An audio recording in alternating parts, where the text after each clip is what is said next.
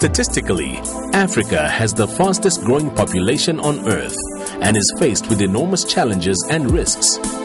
The increased demand for food holds many threats, including greater levels of starvation and poverty, which can lead to a long list of social maladies, economic disruption, and political instability.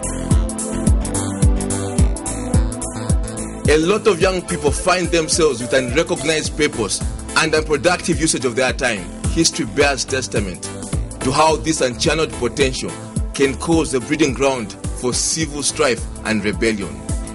With its unique population profile, Sub-Saharan Africa is the youngest region in the world.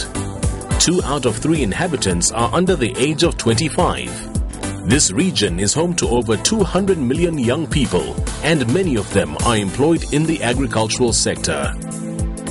This makes it clear that today's young Africans hold the keys to the continent's sustainable agricultural development and future food security. If one has a bird's eye view of agriculture in a continent that has great potential, one cannot fail to see that the key players are the more matured. In other words, the older members or older citizens of our society. The youth are conspicuously absent.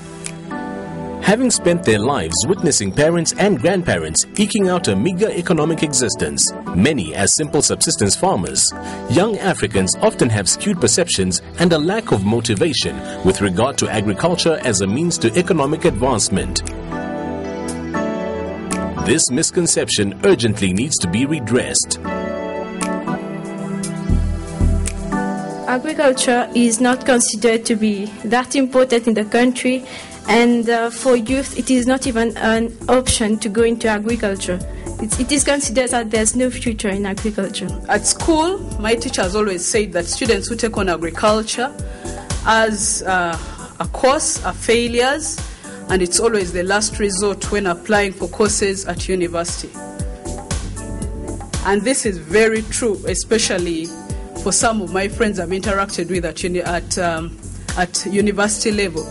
They always put agriculture as the last option. It's true.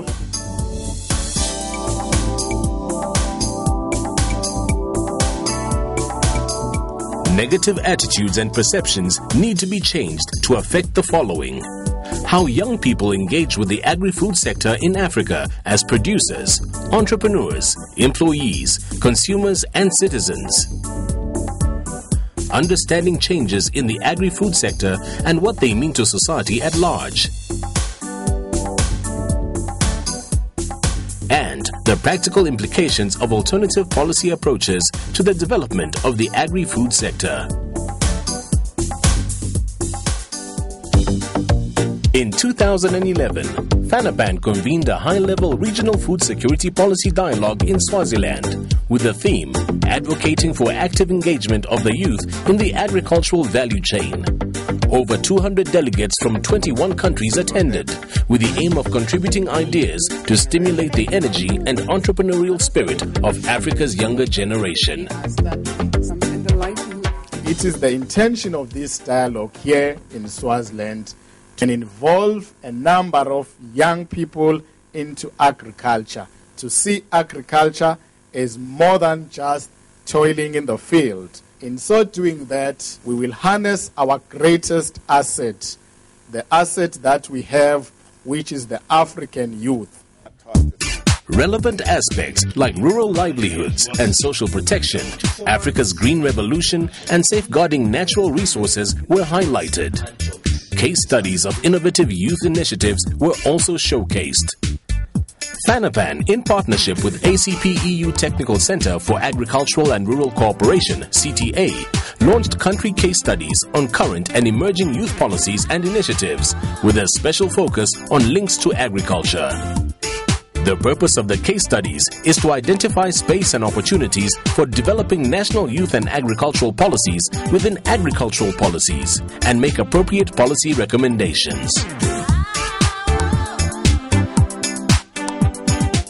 The focus on youth has undergone a paradigm shift from mere problem fixing or crisis avoidance to a more comprehensive approach, which is called youth development. Now, youth development as a comprehensive strategy, as Ndoa Youth Resource Center, getting the direction from African Union, may be defined as an ongoing growth process where all youths are engaged in addressing and attempting to achieve two things. The first one, aiming to provide the basic personal and social needs for them to be safe, feel cared for, be valued and spiritually grounded.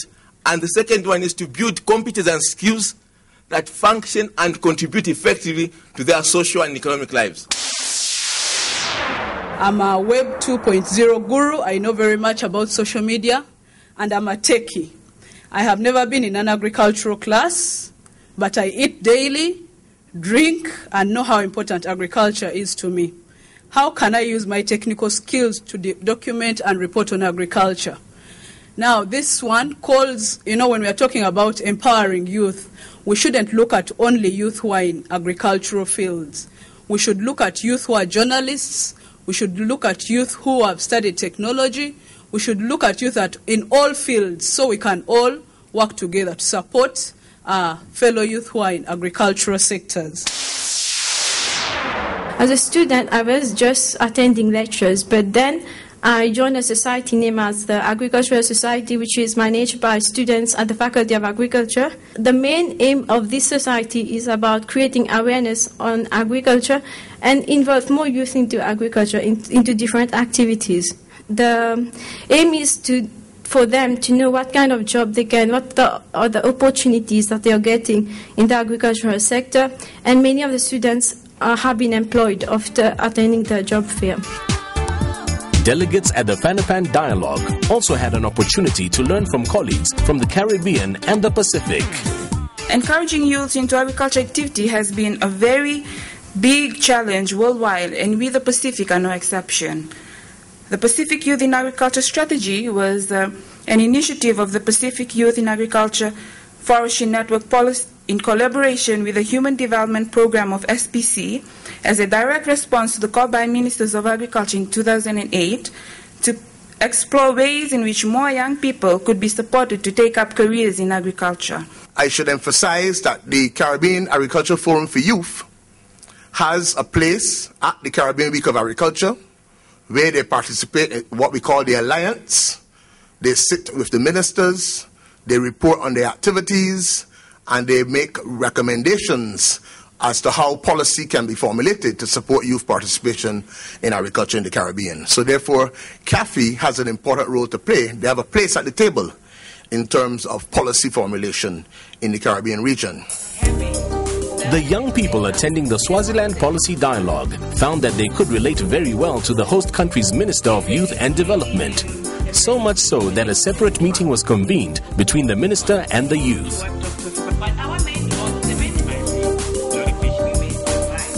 Their exuberance and genuine concern for the future of their generation and African food security led to a lively discussion.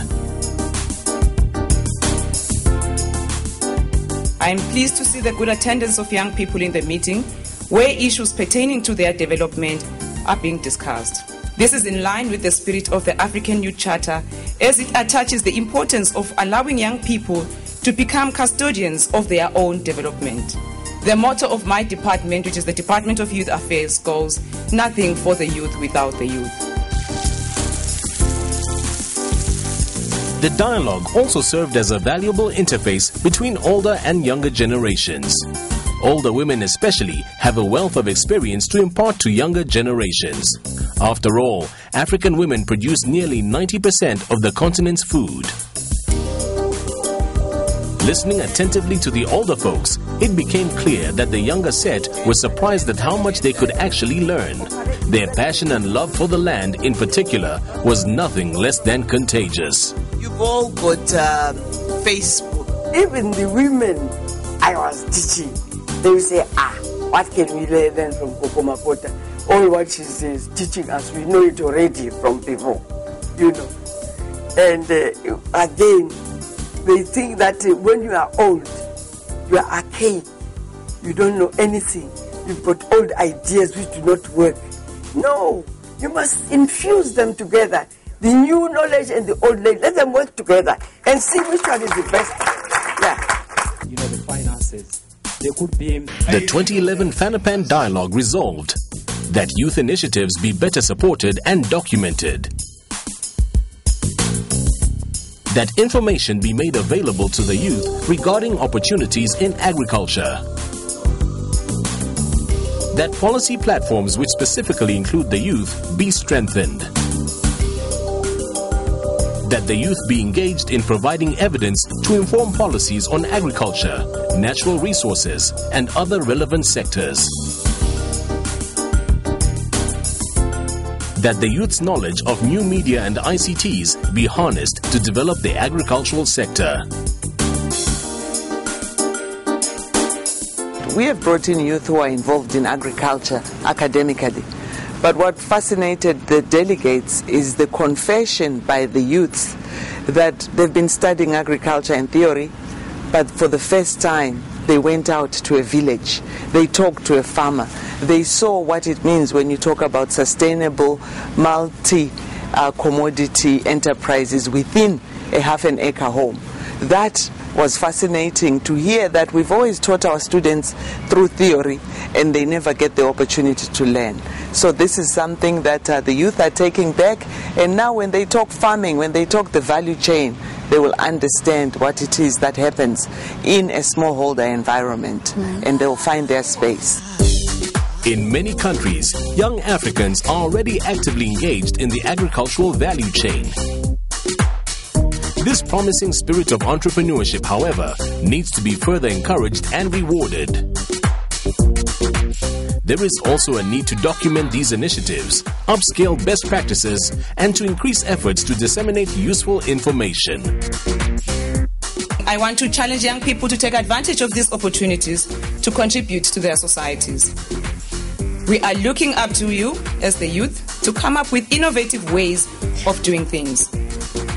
Those before you have done a lot to make the world habitable for you. The onus is now upon you to rise up to the challenge, break old barriers to ensure Africans have food on the table at all times. Africa has spoken, so it is now the time for our youth to act.